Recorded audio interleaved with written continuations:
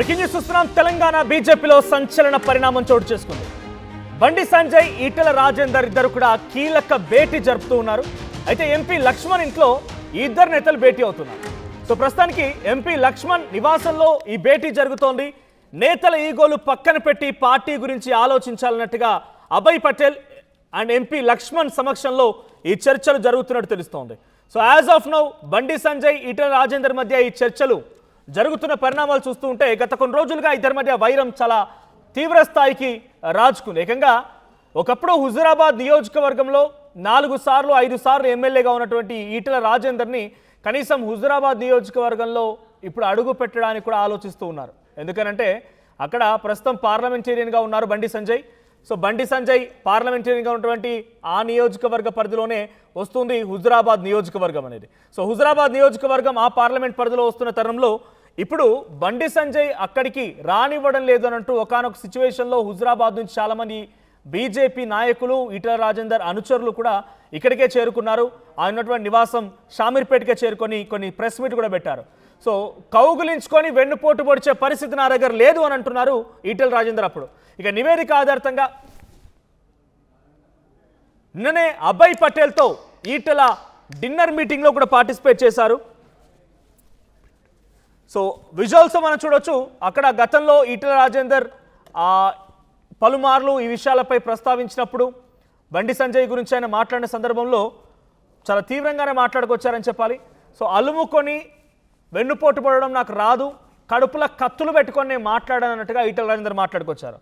అంతెందుకు social media బహిరంగంగానే ఫ్లెక్సీలు వెలిసా ఈటెల రాజేందర్ పైన. ఈటెల రాజేందర్ ఏడుపే బీజేపీకి పాపంగా మారిందని, శాపంగా మారిందని, ఆయనకైనా చాలా పెద్దగా ఊహించుకుంటున్నారని, తర్వాత అన్నీ తనకే కావాలన్నట్టుగా మాట్లాడుతూ ఉన్నారని, ఇలాకంగా ఫ్లెక్సీలు వెలిసిన దాంట్లో కూడా అప్పుడున్నటువంటి సిచ్యువేషన్లో బీజేపీ నాయకుడు ఒకతను బండి సంజయ్ అనుచరుడే ఈ ఫ్లెక్సీలు వేశారంటూ కూడా చాలా బహిరంగంగానే ఆ నేత ఎవరు, ఆ నాయకులేరి, సో దీని వెనుక ప్రమేయం ఏంటంటూ కూడా పోలీస్ కేసులు కూడా అయిన పరిస్థితి. సో ఇప్పుడు ప్రస్తుతానికి ఎంపీ లక్ష్మణ్ ఇంట్లో ఇద్దరు నేతలు రహస్యంగా సమావేశమయ్యారు.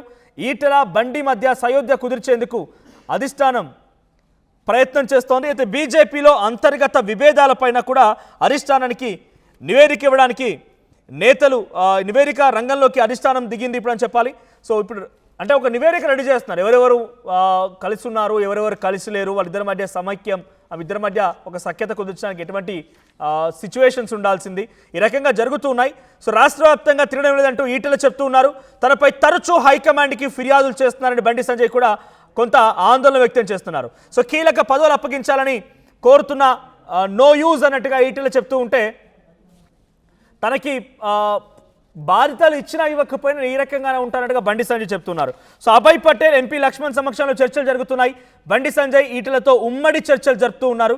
నిన్ననే అభయ్ పటేల్తో ఈటెల డిన్నర్ మీటింగ్ కూడా జరిగింది. దీనికి సంబంధించి మరి డీటెయిల్డ్ అప్డేట్స్ ప్రతినిధి శ్రీధర్ అందిస్తారు. శ్రీధర్, సో లక్ష్మణ్ నివాసంలో రహస్యంగా సమావేశం జరుగుతోంది. అభయ్ పటేల్, లక్ష్మణ్ ఇద్దరు కలిసి నేతల మధ్య సఖ్యత కుదిర్చే ప్రయత్నం చేస్తున్నారు. ఎటువంటి ప్రయత్నాలు జరుగుతున్నాయి? ఈ ప్రయత్నం ఎంతవరకు సఫలీకృతమయ్యే అవకాశం ఉంది?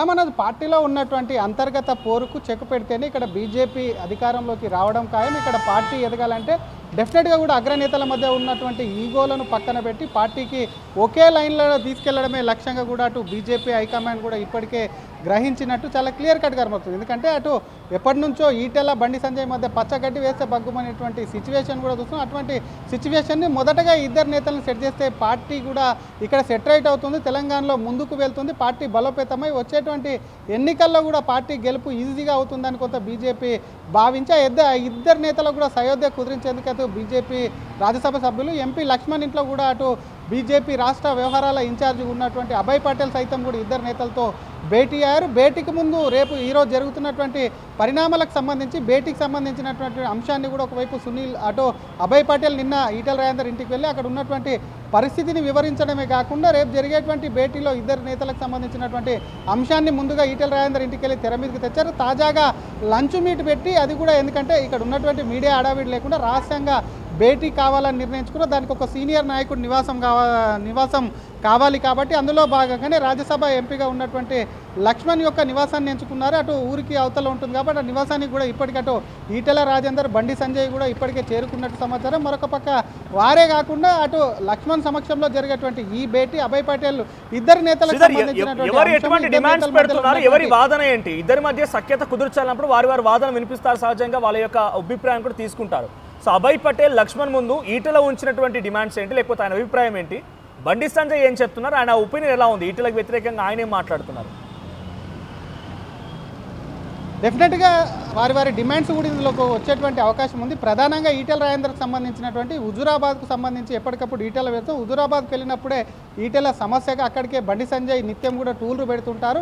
ఈటెల వెళ్ళినాడే బండి సంజయ్, బండి వెళ్ళినాడే ఈటెల రాజేందర్, వీళ్ళు ఇద్దరు వెళ్తున్నారు కాబట్టి దానికి ముందస్తుగా చెక్కు దానికి సంబంధించి, ఎందుకంటే అటు కరీంనగర్ పరిధిలో హుజూరాబాద్ వస్తుంది కాబట్టి హుజూరాబాద్కు సంబంధించి కూడా కొంత డిస్టర్బెన్స్ అయ్యే అవకాశం ఉంటుందని ఈటెలను అక్కడ బండి సంజయ్ వర్గం కూడా కొంత ఇంపార్టెన్స్ ఇవ్వట్లేదు. కాబట్టి ఈ విషయానికి సంబంధించి ప్రధానంగా మరొక వైపు వచ్చేటువంటి జిహెచ్ఎంసీ ఎన్నికల్లో ఇప్పటికట్టు బండి, ఎందుకంటే మొన్న జరిగినటువంటి మున్సిపల్ ఎన్నికల్లో కరీంనగర్లో ఎక్కడ కూడా బండి సంజయ్ ఈటెల రాజేందర్ను అడుగు పెట్టనివ్వలేదు. జరిగినటువంటి పంచాయతీ ఎన్నికల్లో సీట్లు ఇవ్వలేదు. మొన్న జరిగినటువంటి మున్సిపల్ ఎన్నికల్లో ఈటెల రాజేందర్ వర్గానికి సీట్లు ఇవ్వలేదు. కాదు, ప్రధానంగా వీరిద్దరి మధ్య ఉన్నటువంటి వారికి ఉన్నటువంటి సమస్య ఏంది అన్న దాని మీద కూడా దృష్టి పెడుతుంది. పార్టీలో ఉన్నాక అందరూ కలిసి ముందుకు వెళ్ళాలన్నది చూపిస్తుంది. కానీ ఎవరు డిమాండ్స్ ఆర్ మీరు అన్నట్టుగా మనోజ్, ఈటెల రాజేందర్కు ఉన్నటువంటి డిమాండ్స్ ఏంటి, గతంలో చూసాం టికెట్స్కి సంబంధించినటువంటి వ్యవహారంలో. ఎందుకంటే బండి సంజయ్ అధ్యక్షుడిగా ఉన్నప్పుడు ఈటెల రాజేందర్ చేరారు.